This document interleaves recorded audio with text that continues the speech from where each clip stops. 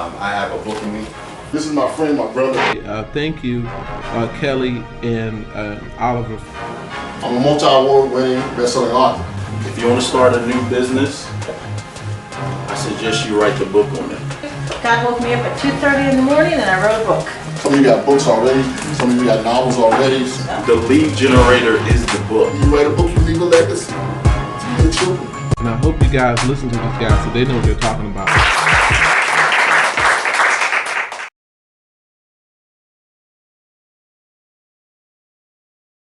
What's up, everybody? I'm the publisher, Mr. Kelly Cole. And I'm the writing coach, Dr. Oliver T. Reid. Welcome to Books-N-Brothas podcast. Today we have a special guest.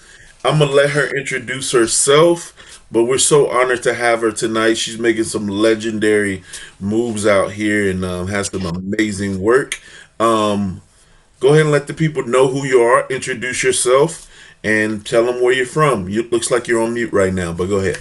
All right, there you go. Hi, everyone. It's Joa Macnalie here. I am an internationally acclaimed author of several children's books. I am a lot of things at one time. I'm a doctoral student in education. I also write curriculum and instruction. I'm in politics. I ran as councilwoman this past year in office, as well as a financial coach and credit specialist. So I do a little bit of a lot. Good stuff. Thank you so much for being a guest tonight, Joa. We're looking forward to this conversation, and Doc's going to kick it off. What you got, Doc? Yeah, I'm excited. I'm like a kid at the candy store right now because I got Joa, who is amazing. I just want to, before we dive in, and talk about how we met. We met at the Collab Awards, the Indie Author Legacy Awards. Yeah. And I walk out and I see this beautiful spirit. I mean, he's thriving. She has her table on the outside, and she's got so much interaction of people coming over to a book table. And it was like we connected from there. And I love your energy. Mm-hmm. And it was just kind of like you were just passionate. And one thing me and my bro love is when we see authors, and you're much more than an author. We'll get to some of the philanthropy stuff later, but just seeing you as an author, excited about your product. And it was such class. The books were amazing, hardcover books. It was just amazing. So the biggest thing I wanted to kind of jump in is just to talk to you tonight about what prompted you to really start writing children's books based on some of the social things you saw in the world. Yeah, absolutely. Before I dive into your question, Dr. Oliver, I want to just speak to that experience too at the Indie Author Legacy Awards. One of the key things I remember, if I don't remember anything from the night, was your speech, and you were talking about milking the process. And that stuck with me for a long, long time. A lot of people don't know what it means to milk the process, but I heard you, and those principles, I've taken them and I've applied them in my own process, which has helped me be successful in my work as well. So thank you for that, because you always have the gem. So I already know what time it is with this interview tonight. But what really prompted me to write the books was I felt that educational systems don't do a good enough job teaching Black history. You know, coming up in high school, I'm like I just shared, in my doctoral degree, completing my doctoral degree, but I didn't start learning about Black history until my second year of college. And I was taught by a white professor who, I mean, she was amazing. She really took time to break down some of the things I had never heard about myself, about my own history. And when you talk about racism and what it really means, and when you really deep dive into what is actually racism, there are theories constructed around it about how it works on 3 different levels, right? Mm-hmm. Systemic racism. Part of systemic racism is not having access to even your own history, even your own books, learning about your own people. So for me, I felt like we need to do a better job teaching what Black history is, because for me, Black history is not relegated to 28 days in February. Yeah, Black history is timeless. It's happening every single day, right? Yeah. So why are we taking so long to learn about our heroes? And I don't think that we should be celebrating them after they pass. I think that's a pattern that we see in American history, right? We don't celebrate these heroes until they die. And while they're alive doing the work, most of the times they're ostracized. So this book for me was like flowers that Colin Kaepernick could smell while he's doing the work, and also relatable to children. So That's amazing. And for you to do that, what's the title of that book? I want you to say it because it's so powerful. The first one is The Hero in the Helmet. Mm. Yeah. And what I love about it is that it gives just another facet of African Americans that are not just athletes. He's in that helmet, but the book is really talking about the stance he took. And I think that that's so powerful to break it down into the children's level. Because I know, like for me, I did a children's book for COVID. And a lot of times we forget about how children are watching this stuff and how they're processing what's on. Yes. Great. Absolutely. Man, go ahead. You were going to say something? I was going to say a lot of times we want to kind of shield our children too, right, from some of these subjects, which I understand, right? But the fact of the matter is too, especially in this day and age, this is the age of information, right? If you're not teaching them, they're learning it from social media or smartphones or another platform. In my mind, I'd rather teach them the right information so they're getting it from the right source. They're able to understand what's happening. We can break it down and understand what their mental condition is with the process. And also, because I do this full time, I am always blown away to hear what children have to say when you include them in these conversations. We often think that they're too young or too immature to understand, but really and truly, they have a piece. They are key stakeholders in this, and I'm amazed just how much they know and how ready they are to add value to this conversation. So we really have to do a better job allowing them to participate in a way that they can understand. So I love it, and that's my segue to my next question. Right? Is how has this response been from the children's perspective who have actually read your book? I know you go out and you actually read to the students. What has been the response? Yeah. Oh man, it's really overwhelming. It's overwhelming. You know, I say this all the time. I never had plans on being an author. Like it was never my, desire to publish a book. I've always been a gifted writer, but I never saw how that made sense. If that, now I look back and say, oh my goodness, now I understand why I had that gift, but I really didn't see the correlation at the time. And then you don't think that you're going to write a book that is going to impact. I mean, you hope that you do, but you don't really know how much impact you can really cause until you're there and you create this book and see just how many people are being touched by this book. It's overwhelming how many people, and these are people I've never met from different states out of the country who will reach out to me, who tell me how much impact that these books have had on them, or that parents who want to have conversations about race and racism and police brutality who just didn't know how to put it together, or it was uncomfortable for them, how this book is like a segue and that conversational piece that they needed to be able to have these conversations. And so every single day, it's really a dream come true. It really is a dream come true. And my pastor not too long ago said to me, Joa, I really don't think until you get to heaven will you really understand the impact that your books have had on this world. And so sometimes I really have to sit back and think like, wow, I did that. And it's just, I grow with it every single day, honestly. Quick question. So what have you gotten any no's? Have you gotten any no's from school that says, no, you can't come here with this book and talk to our children? And if so, how have you overcame that? Yeah. Good question. So I will say that most books and most educational systems are really kind of ready for this book. There's a quote that says you have to write the book that wants to be written. And if it'll be too difficult for adults, then write it for children. And so it amazes me. I think the climate of this country, it's so sick that it's all you can't deny what's really happening in this country, right? We have to come to a truth that racism is a problem, and it's not affecting just Black people, but it's affecting humanity as a whole. And so I find that most places that I introduce my books to, they're ready for the conversation and they want to delve into it. But of course, there are always critics, and you're always going to find opposition, as with anything in life. So I'll give you a quick scenario. I had a teacher book me to come do a reading workshop at her school. And I came and read on that Friday, and the kids were just so into it. One of the kids I remember in particular, he was a little white boy. I mean, he was so into the book.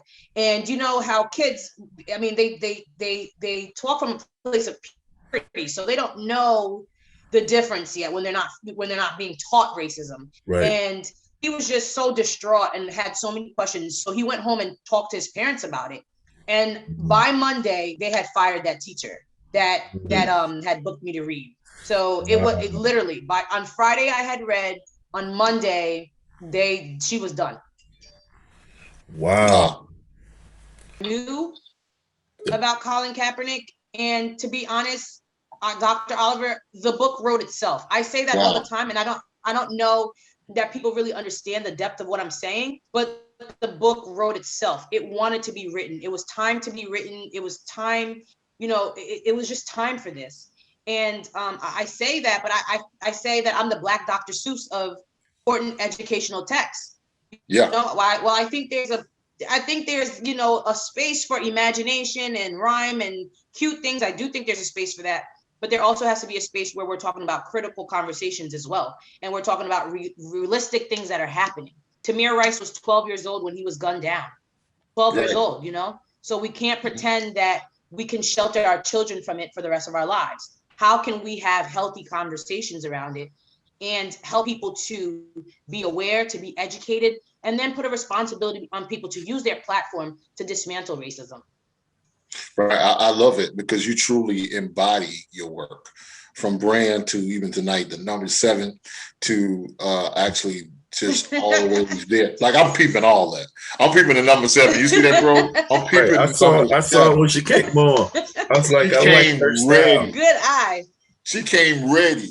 And one of the things about it is that same light that I saw the first time I met you is still there. And I want you to speak really quick to those, who may be out there, like you're saying, and afraid. Maybe God has given them something to say. Maybe they have a book to write. Let's talk about the work that you put in, because even showing up, being available. Talk about that experience, putting in the work with your brand. Wow. So you said 2 really important things, and I'll take my time to break it down to both the questions. To someone right now who either you feel God has given you a dream, a vision, you have a ministry or a business, whatever it is, a book, and you're afraid to put it out there. My best advice is to do it afraid. Do it afraid. Do it anyway. You're going to be afraid. You might be broke. Listen, all of these things, I'm speaking to you from experience. When I had written the books, I had a secure job, and I had accepted another position to move down to Florida. And that position was supposed to be paying me more than what I was getting paid in New York. And I was getting paid pretty well in New York. And when I moved down here, things fell apart quickly because the position I was supposed to start, my point of person quit and never put my name in the system.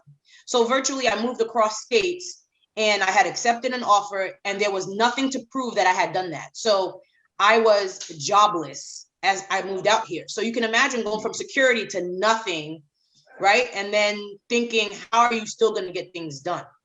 What I've learned about in this process is that if it's God's will, honestly, it is his will. He will provide all the resources, all the connections, everything that you need to get the vision done. Because what I understood was that I'm his proxy in the earth. Mm-hmm. You're using me as a vessel to get your message across. So while these books, they're signed by me, I understand what was the influence. And so because I knew the influence behind the books, I knew that everything that I needed was going to come to me. Now it goes back to what you're saying though, the work. So that's the piece of faith without works is dead, right? Yeah. You can hope for it, you can dream for it, you can talk about it, but if you're not going to put the work into it, you're not going to see the fruition of what you're trying to, bring to light. And so the work sometimes requires you to do it when you don't have any money. The work required me. I mean, I was sleeping on floors. I was sleeping on friends' couches. I've slept on pool tables. I've slept on trains trying to realize my dream. And it really comes down to how bad do you want it, right? And those who really have that vision and those who really want to pursue that thing, make no excuses. it just really comes down, there's no excuses. I was showing up even when I didn't have the means, believing that God was going to bring it to me. When I went down to that Baltimore Legacy Awards, it was a friend who paid for me to go down there. I didn't have the means to go down there, but I wasn't accepting no's. Now, in terms of you reaching out to literacy companies, you can hear a no from that, but I mean, I bust down doors. I don't wait for anyone to give me opportunities. I'm creating my own opportunities. I'm bringing my own table, sitting in my own chairs, and I'm going to be disruptive. That's just my whole, I'm going to be disruptive. And my whole marketing strategy is you're not going to be able to miss me. I'm not going to be in a room with anyone and you're not going to know that I was there. And that's worked really well for me. So that's what I would say to anyone else. Go ahead, bro. You got something? I love it. Where does that come from? Where does that hunger, where does that drive come from? Like, where are you from? Give us a little bit of your backstory. Okay. So I was actually born in Haiti. I was born in Guamon, Haiti. I came to the States when I was 5 years old. And so much of my culture, so much of the women in my family, I was raised with strong women and who did not have a foundation, who to be honest, were not watered. They didn't know their value. They didn't know their worth, but they knew how to work. They knew how to care for their family. They knew how to make something happen for their family. My grandmother and my mother, matriarchs of the family, they are just go-getters, We weren't a poor family in Haiti, but we weren't rich either. But one thing about it, my grandmother was going to get it done. And what's interesting about that is my grandmother is an illiterate woman. My grandmother will be 80 years old in about 7 days. Wow. When she was coming up, she had to make a decision about, was she going to go to school or was she going to send her children to school? And her days coming up, women going to school and pursuing education was not really, it wasn't really supported. And so she sent her children to school, sacrificed her own education to send her children to school, and then sent my mom to the States before so that she could take care of us to get us to the States. So really, my grandmother offered herself as a sacrifice for her family, for us to achieve the things that we are doing now. And I always say that my grandmother achieved her literacy through me. My writing the books is an extension of her literacy. What she couldn't do, I stand on her shoulders so that she could do.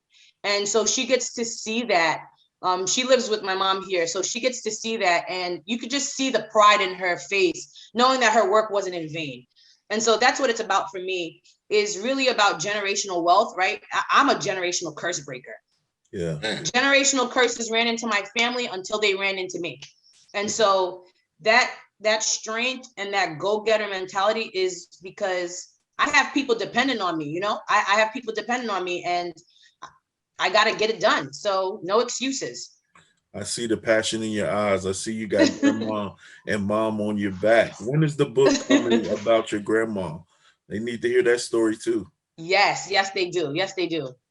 Good stuff. Even my mom's story. I have stories for days. Good stuff. Go ahead, bro. I was, man, this is powerful. And you didn't just stop at one book, right? No. Dealing with dealing with Kaepernick. You went a step further and developed a guide. Yes. I thought that was powerful. I thought that was real savvy, because on this show, we always talk about taking one thing and flipping it and doing the next. Talk about that process. Yes. What prompted you to do that? So when I wrote the book in 2018, I felt like this is not complete. I felt like it was just the beginning of something. Mm-hmm. Like I had told the story and if you read The Hero in the Helmet, this is the first one right here. It just talks about his life leading up to the NFL, right? And in that moment when he has to make a decision about kneeling or continuing to play. But then I felt like there was more. And really and truly, I felt like when I go into schools and I teach this book, I know how to teach this book because I'm the author. I know how to write it. I know how to change the intonations of my voice according, because it's my vision. So I know how to do that. Right. But then my thought process was, if I'm not at schools and I'm not doing if I'm not the one doing the teaching, how will others teach it? And more specifically, if this book lands in the hands of white teachers, how are they going to teach it? How there's a lot of questions they may have, or there's a lot of experiences they may not relate to. How will they get the message across the way that I would get the message across? And so that's when the National Curriculum Guide came to me, that even whether I was there or I wasn't there, that this book could be taught the same way. And so it doesn't require you to be an expert. It doesn't require you to be Black. It doesn't require you to, it just requires you for you to follow directions. If you follow the directions, your children will get the most out of the book. Wow. That's amazing to really be able to turn it into a curriculum and multiply yourself and put it into libraries and classrooms. Yes. It's amazing, bro. You got anything? Yeah, so the next one after the curriculum was B for Brotherhood. We're on Books-N-Brothas podcast. We cannot not talk about that one right there. And we'll break that book down. So what was that one about, and what inspired you to write that one? So B is for Brotherhood is the sequel of The Hero and the Helmet, and what I call the Athletes and Activism series. Historically, athletes have always used their platforms, Black athletes have always used their platforms to talk about injustices, social injustices. You think about Muhammad Ali, you think about Tommy Smith. So Colin Kaepernick, as I say, I don't think heroes ever die. I think they transmigrate. And so the spirit of a Muhammad Ali or the spirit of a Tommy Smith, we see it in Colin Kaepernick right now. So the B is for Brotherhood story is what I call the back end of the story. It was important for me to tell my readers about what happened to him after he took that decision, right? Because a lot of times we'll tell that story, but the significant things happened to him after he took that decision, right? Not only did he sacrifice himself, his luxuries. I mean, think about that. You're making millions and millions of dollars in the NFL. You're beloved by everybody. And then now you come to this decision that virtually causes the country to be divided in how they feel about you. And so he loses his spot on the football team. I think that's important to talk about, right? We have to hold people responsible for their actions. And the NFL here was absolutely wrong, was on the wrong side of history when people say blackballed, but I like to say whiteballed. I think language is very important. And if you are studying diction, you'll find that Black in the dictionary is associated with everything dark, associated with everything, that's just cruel or dirty. And while white is associated with everything that's light and, just not dangerous. So I think that's really important as well. I would recommend reading the book, Unpacking the White Privilege, Unpacking the Invisible Knapsack. It talks about that language and how that also contributes to racism as well. But I thought that was important to talk about. Nike picked up Colin Kaepernick after he kneeled with the believe in everything, believe in something, even if it means sacrificing everything campaign. That's important because people started boycotting Nike. You had police unions writing letters, outrageous letters to Nike, telling them how they're not supporting anymore, people burning their stuff that they had already bought, insane stuff. But also on a greater scale, B is for Brotherhood talks about systemic racism on a deeper level. Beyond football, beyond the stuff that Colin Kaepernick was talking about, which is very important, Black people are in a state of emergency in America. We are not allowed to do common things, routine things that everyone else is allowed to do. And if we do them, we might not come out alive to tell the story. Think about Barbecue Becky, right? The white woman who called the cops on the Black family having a barbecue. Or you think about the two brothers who were in Starbucks waiting for a meeting, and one of the employees called the police on them for sitting there in Starbucks. We know that you're allowed to do that at Starbucks, right? Or people sleeping in the common room of their dorm. I can go on and on and on, wearing a hoodie, buying Skittles. We might not make it out alive to our families and to tell those stories. And so B is for Brotherhood is a continuation of that story, but also in a greater sense of what's happening. Even racism in fashion, H&M and their racist stunt, Gucci, Prada, and the monk and the black face, all of that I feel like needed to be in a book because people need to be held accountable for their actions. I saw even, have you seen on the internet where they talked about Louis Vuitton having like literally African-American zoos where they would grow up African-Americans and they created a zoo of African Americans.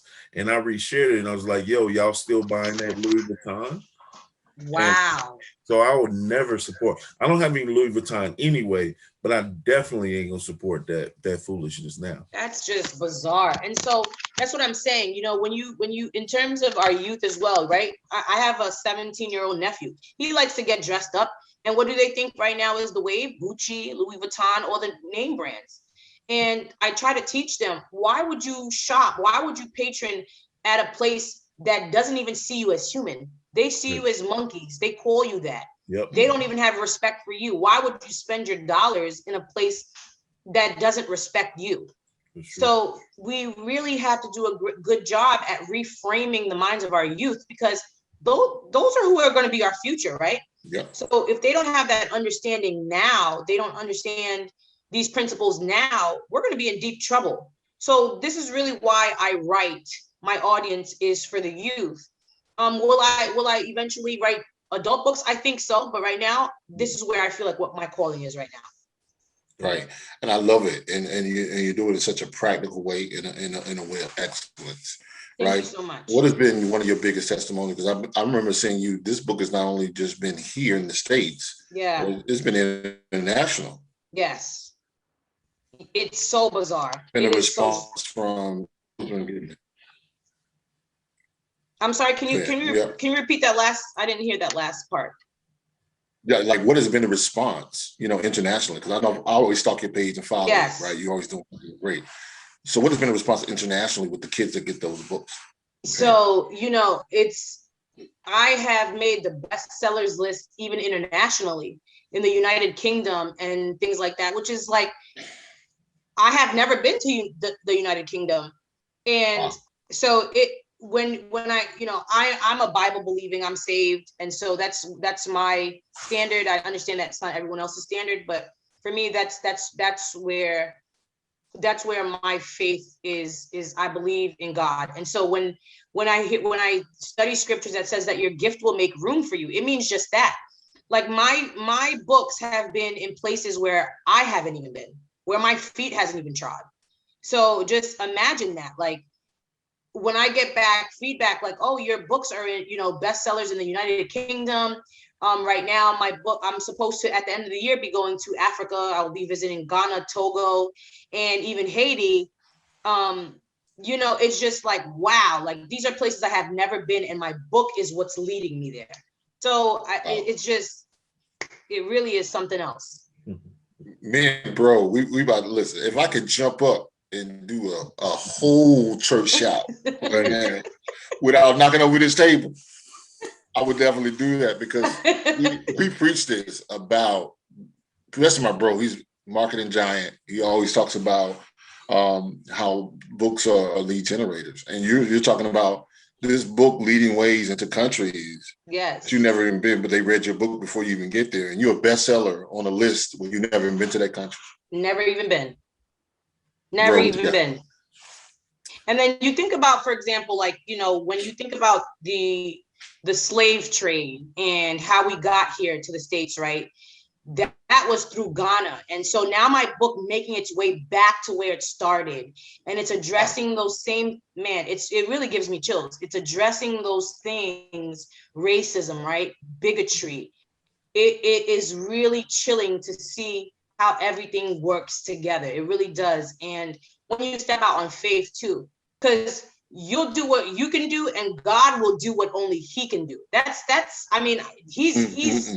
He's surpassing whatever I could do, but he's meeting me because I'm willing to go to the places. I'm willing to do, travel. I'm willing to spend my last dime on a vision that he's given me. I'm willing to do that because I trust him and take him at his word. And when you do that, there is no losing. You can't lose. You can't. Anyone that opposes you really opposes God. You can't lose. No way. Whoa. Man, we can go all night. We can go all night. I do want to touch on real quick. We got about 7 minutes. You got a new book coming that's very exciting, and I think it's very fitting to talk about it today. 2 years ago, since we lost the great Nipsey Hussle, you got a new book coming out called Hustle and Flow. What is it called? Yes, is that Hustle right? and Flow. Flow. Touch on that real quick, and we're gonna have to wrap it up. Yes. So rest in peace to Nipsey Hussle, right? Yeah. Today, like you said, is his 2nd year anniversary of his death. And we lost a giant. We lost someone who, I don't know if the world really knows how important Nipsey Hussle really was to the Black community. Yeah. And I don't really know if people know this man's genius, you know, outside of his rap skills, right? Outside of his lyrics, his business acumen, his ability to speak as well. I mean, a great orator, and losing him was just such a big loss. I honestly still feel like that, like it just happened. It's just such a big loss. And for me, as I said, we have people, heroes, and Nipsey to me is a hero. They called him neighborhood Nip, right? A neighborhood hero. And just understanding what he did to first get his first break. A lot of people don't know that when he sold his first mixtape, Crenshaw, 1,000. He printed 1,000 of those mixtapes and sold them at $100 each. And in 24 hours, made $100,000 from that. And he was unsigned. He was an unsigned agent at the time. So talk about business acumen. Talk about knowing supply and demand, right?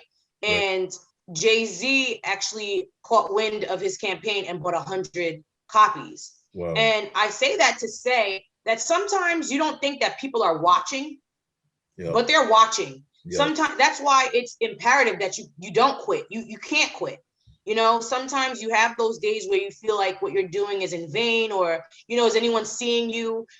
Is anyone hearing you? Sometimes you feel overlooked, right? And you know that you're doing the work, you know that you're putting the time in, you know you're doing it, and you just can't catch your break. Jay-Z once said, the genius thing that we did was we didn't give up. Wow. And Jay-Z right now is the first billionaire rapper, right? Making insane chess moves out here in the industry. The genius thing we did was we didn't give up. And so you have to trust that while you're doing the work, God will put it into somebody's ears who can help you get to your destiny, who can help you get to your place. And your job is for you not to faint. Your job is to not get weary and to not get faint. You know, the journey is not easy. If it was, everybody would be doing it, right? Everybody would be successful. Everybody would be writing a best-selling book, a New York Times best-selling book. But you got to know that you were chosen for such a time as this. And if God's put that thing on your heart, you're needed on this landscape of destiny for a purpose. And if you will have the audacity even to persevere, sky's the limit. Hey man, you can't close it out no better than that. Where can the people get your books, book you to come speak, and find out more information about you? Absolutely. So for anyone who's interested in booking me for motivational speakings, you can email me jmacnalie@gmail.com. That's JMACNALIE@gmail.com. I do have a website, joamacnalie.com. It's actually relaunching next month, so you'll be able to contact me on there as well. But for the meantime, you can on my email is perfectly fine. On Instagram, I am joa.macnalie. On Facebook, Joa Macnalie. Twitter, Joa the author. So connect with me, follow me. I definitely do personalized copies as well. My books are available on Amazon, Barnes & Noble, all major bookstores, but I do personalized copies as well. So that's awesome. Thank you so much for coming on. Bro, you got any final words before we get her out of here? Yeah, definitely want to say this real powerful question I have for you. Did Kaepernick get this book in his hand already? Yes, he did. And he has reposted it several times. His organization has reposted it several times. Awesome. That's amazing. So excited. Glad to have you on. This is a fire show. And I hope that those who are watching, going to be listening later, take these nuggets. The genius thing they did, Jay-Z said that they didn't quit. That was the genius thing. So don't quit, man. You're awesome. Thank you. Thank you so much, guys. This was awesome. Thank you so much for being a guest. On that note, guys, thank you so much for tuning in this week. Make sure you share this episode. Make sure you follow us, subscribe on Apple Music, YouTube, Spotify, wherever you listen to us at. Somebody needs to hear this message, so share it. Make sure you tune in next week for our next guest. Thank you so much, Joa. Did I say it right? Joa, yeah. Joa. All right. I've been scared about messing that up all night. But thank you so much. On that note, we're gonna end with our famous quote. You don't have to get it right. Just got to get it going. Thank y'all so much for tuning in. Have a great night. That's awesome. Bye, guys. Thank you. Thank you. If you woke up this morning, it's a blessing. What a wonderful time it is to be alive. I am happy, healthy, wealthy.